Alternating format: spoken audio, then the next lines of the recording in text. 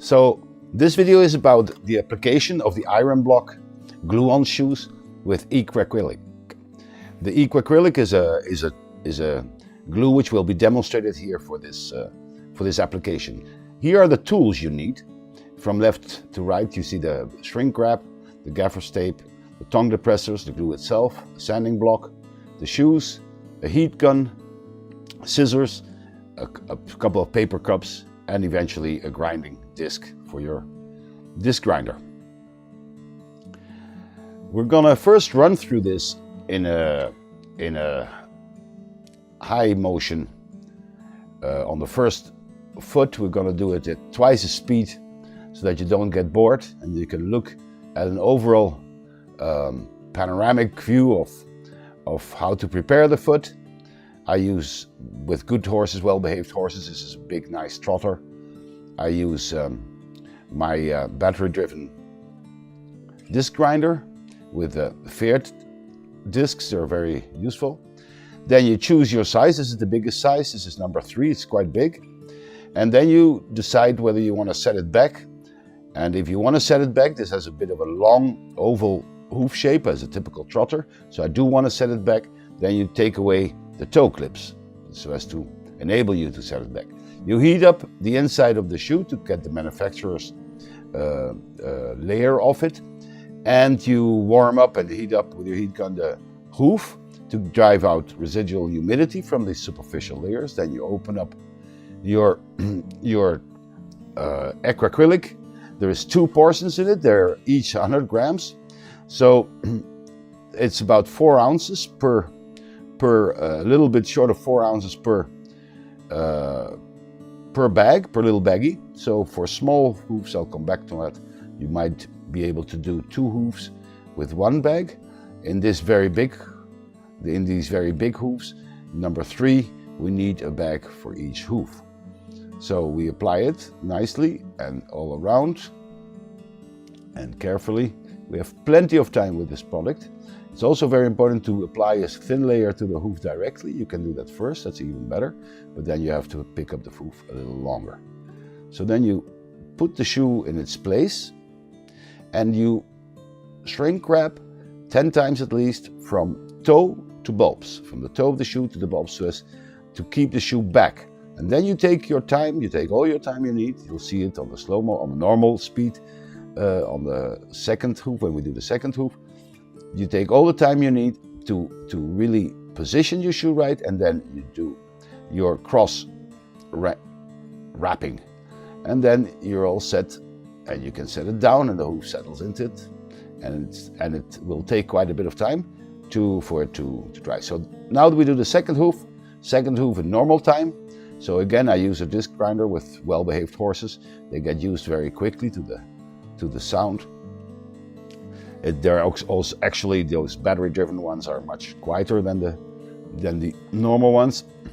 And I do a thorough cleaning of the surfaces where the glue is going to be in contact with. I also then, as you will see, I protect the coronary band with gaffer's tape or with duct tape. And again, choose my shoe size and the modus operandi of putting it on. That is, if you have a longer oblique hoof and you want to set the shoe back a little bit relative to the hoof capsule because it's already a longish foot, then I usually take the toe cuffs away, and so that I can set it back. You'll see it now. So test it out. See, it's to begin on day 1 with I could of course grind the toe back a little bit, the hoof wall at the toe, but I think it holds more than enough if you take those toe cuffs away, especially on front feet. You can see it's quite a tough material. Even the Luex nippers have to work hard to cut these cuffs. So now it fits nicely. I like the look of it. You can see there is these little distance holders, these little pins on the inside, of the Ironblock, which makes for a uniform thickness of the glue. That's quite nice, of course, especially and very necessary when you work with polyurethanes, but this is, of course, a polymethyl methacrylate, the eqacrylic, like the other ones. There you have a good view of the little pins. So we heat up the shoe, we dry out the hoof, and we're all set for mixing the glue. And again, this glue is gonna gives you, this horse was shot with about, the temperature was about 26 degrees, which is about 78 Fahrenheit. And that's a little over room temperature, and still it gave plenty and plenty of time to work and to do everything. So you can, I think that is very useful. I get the last little bit of it. If you have a very fancy stable, don't do it on the ground. And you mix it thoroughly, and you mix it thoroughly for a good minute nearly. So I clean it up a little bit. It's been standing on the ground. Now I apply my first layer to the hoof. A thin layer is good enough. It's the bond between the methacrylate and the hoof, which is the first bond you want to create. Then I apply it to my shoe, to the inside of the cuffs, a little bit on the toe.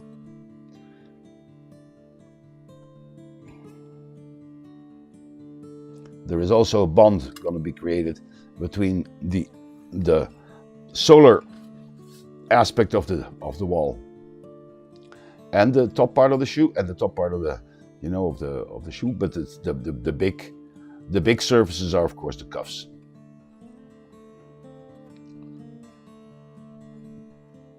As you see, if you apply the glue first to the hoof, the horse has to hold this hoof a little longer. So just that we don't have to clean up too much afterwards.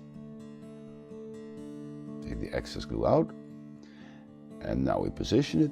And again, the first wraps, and that's very important, you want to do them from the bulbs to the toe of the shoe. Bulbs, toe, bulbs, toe, bulbs, toe. So that this keeps the shoe from traveling forward when you do the cross wrapping over the heels. When you have done about 10 of them, that's enough. And then you can take your time, you should take your time, to really make sure that your positioning of the shoe, in the sense from toe to heel, and also in the horizontal plane, so it's not twisted relative to the shape of the hoof, and is right. And then you can tighten up the heels. This is an oval hoof, not a round hoof, so it can use with some with bringing the shoe heels closer to the walls, and then you start your cross wrapping from one heel to the opposite toe and so on. So I did it very slowly the first three. So you do 3, 4 one side, 3, 4 the other, 3, 4 one side, 3, 4 the other diagonal. And when you have done about 30 of those, you can set it down. This shrink wrap is it has to be at least 25 microns thick. So both feet are nicely wrapped. The owner is a colleague, a farrier also. And this is how you test with the sound, when you knock on it, on the wrapped hoof. If the sound is high, then it's nicely set and it's ready to be unwrapped and cleaned up. Where there's a little bit of excess glue, you just take it out with your knife, and this is the second hoof. Again, be very careful. A sharp pair of snubby shears is really the ideal. Be careful that you don't get into the skin, and you take off the whole wrap plus the gaffers or duct tape, and you're ready to clean it up again.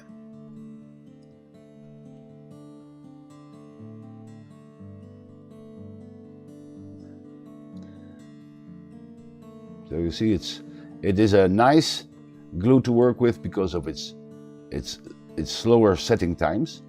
even in fairly warm weather. This was the end of the summer in Tuscany, because and we hardly need to clean anything up. It's if you do it right, there's no much more you have to do. One last thing: if you have smaller feet, it's 100 grams, so it's nearly 4 ounces. You can probably, for 2 smaller feet, you can divide your single package into 2 packages on a piece of polyethylene and do 2 small feet with it.